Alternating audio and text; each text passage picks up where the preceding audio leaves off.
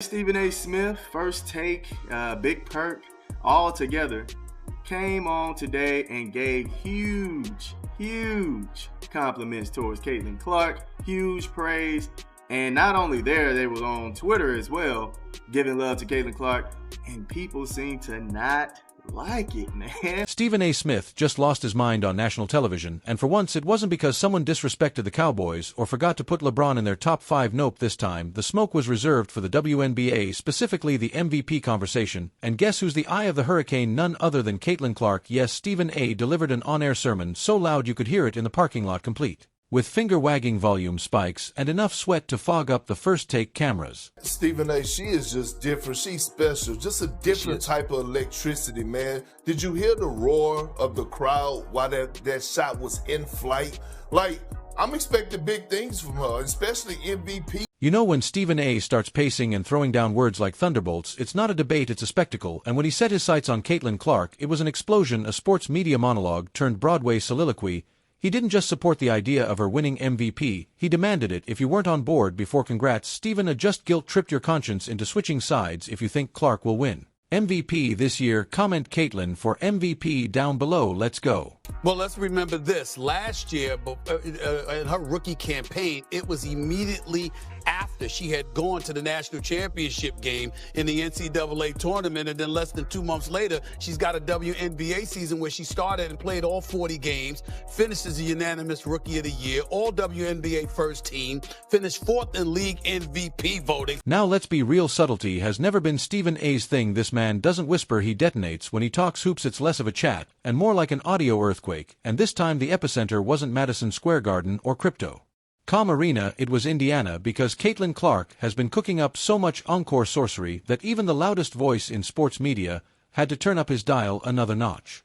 Caitlin Clark, she put on a show in her old stomping grounds in Iowa versus Brazil. The WNBA's most dangerous sophomore, the queen of logo threes, the walking ankle breaker, has officially entered Stephen A.'s obsession zone, and when she entered the league, casually pulling up from deep like it was a free throw, you just knew this man was going to hit DEFCON 1. Eventually, spoiler alert, that moment has arrived. I think she's ready. She know it's her second year. She know what type of physicality it's going to take. Look like she's always in great shape, never afraid of the moment. Again, we're talking about Caitlin Clark here. The spotlight been on her for years. She's not going to shy away from it. I expect her to be in the MVP conversation. In what can only be described as a caffeine-fueled verbal volcano, Stephen A. broke the sports media sound barrier to say what everyone's been thinking but afraid to admit. Caitlin Clark might just be the real MVP, not someday, not eventually, right now, the type of player who makes seasoned defenders rethink their life choices and opposing GMs lose sleep wondering how they let her slip through their fingers. And this wasn't some half-hearted segment tucked into the end of a rundown. No, this was a full-blown Stephen A. theatrical event. You could practically hear the poor ESPN camera operators praying for a commercial break as he launched into an epic hot take ballet somewhere between "She's a Bucket" and "She's changing the league." His point crystal clear: Caitlin Clark isn't just here, she's taking over. She's slinging dimes, splashing logo shots, and turning defensive schemes into memes. What does she mean to women's sports? I just think that she's elevating the profile of women's sports in a way that most women should deeply appreciate. She's a phenomenal player. She's a phenomenal shooter. I call her the Steph Curry of women's basketball. I've been calling her that since last year. Let's not act surprised Stephen A. didn't suddenly stumble onto the Caitlin Clark bandwagon. He's been riding shotgun since Iowa. He's been hyping her up like she's a mix of Steph Curry's range Diana Tur's fire and Sue Bird's floor general wizardry, only with better angles for social media highlight reels. But this time he wasn't hinting, he was hollering. He didn't float the idea of MVP, he commanded it, as in, why are we even pretending there's a debate? As in, how many more logo threes do you need to see before we hand her the trophy? As in, turn in your analyst badge if Caitlin's not at the top of your MVP list. Clip 8. Smith's take didn't just join the MVP discussion, it hijacked it. His rant reset the entire conversation. It was less hot take and more public service announcement. MVP voters, hope you were watching, because Stephen had just pulled out the sports media megaphone and said what every fan in sold-out fever arenas has been screaming all season long, and honestly, is MVP even enough of a title? Let's take a beat and acknowledge the complete absurdity that is Caitlin Clark's rookie year. This isn't a good start. It's a basketball fever dream. She's casually averaging video game numbers, treating triple teams like a warm-up drill, and throwing passes so accurate she could probably thread a needle from half court. What's crazy is you had Monica McNutt, Andrea, Shanae, all on the panel right before the game, and they had a graphic, an interesting graphic that popped up showing that Caitlin Clark had the best odds to win the MVP this year. And man, I wish I could hear what they were saying.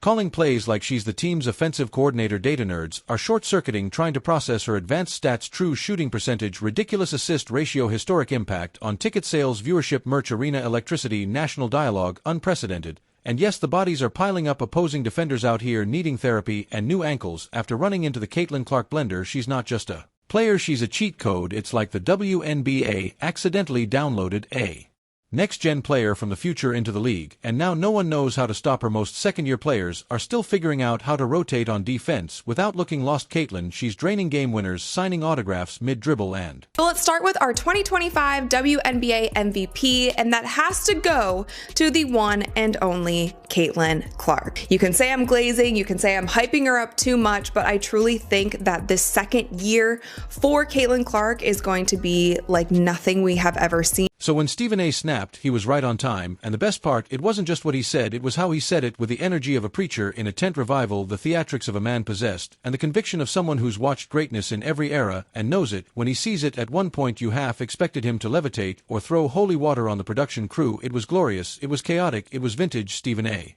You got a girl here who's box office in Caitlin Clark. She is box office. We can lament it all we want to, but the fact of the matter is Caitlin Clark is box office. And we got to get that out the way. And I'll get into all of that a little bit more in just a second, because it's very, very important that we point this out. She fills seats. She brings the cameras. She brings national publicity. It's what she does. And somewhere out there, the legacy WNBA media, the gatekeepers who still think the face of the league should come from the old guard, probably winced, because nothing rattles a traditionalist more than a generational player being anointed MVP by the biggest voice in sports. Caitlin Clark isn't waiting her turn, she's taking it, and Stephen A. just gave her the ultimate endorsement. So if you're still clinging to the idea that someone else should be MVP, maybe it's time to accept what fans, Vegas oddsmakers, ESPN producers, and 15,000 screaming fans in Iowa already know Caitlin Clark is that girl, and you just knew this was coming. Stephen A. Smith can't go 5 minutes without dropping a Hall of Famer's name like it's seasoning in his favorite dish. The man's brain is basically a walking NBA Hall of Fame induction speech. Magic Johnson, Larry Bird, Michael Jordan, the holy trinity of ESPN references, and boom, there he went, speed running through legends like he was unlocking them in a 2K fantasy draft, each name more iconic than the last, and each one rolled out with a dramatic flair of someone announcing a royal lineage. Talking about her. And who's to say they ain't gonna lose again and not win a championship? We're still talking about her. Remember, when Bird and Magic, as phenomenal as they were, the champions that they were, there came a point where, despite the greatness of them as individuals and the greatness of their teams collectively with the Hall of Famers they were playing with, we were still talking about Jordan before he won the title. Tim, am I lying? Wendy, am I lying? We were talking about him. When's his time? When's his time? Because we were clamoring for it. And I'm telling you, that's what people, when it comes to women's basketball, are going to be doing with Caitlin Clark. But here's what Stephen A. didn't need to say, and maybe didn't even realize: Caitlin Clark doesn't need to be the next anybody, not the next Magic, not the next Bird, not the next insert legendary comparison here. Caitlin isn't checking boxes on some legacy scavenger hunt. She's rewriting the whole list. She's not fitting into anyone's mold. She's smashing the mold with a logo 3, and then walking off like it was nothing. She's the first, last, and only Caitlin Clark, and that's more than enough.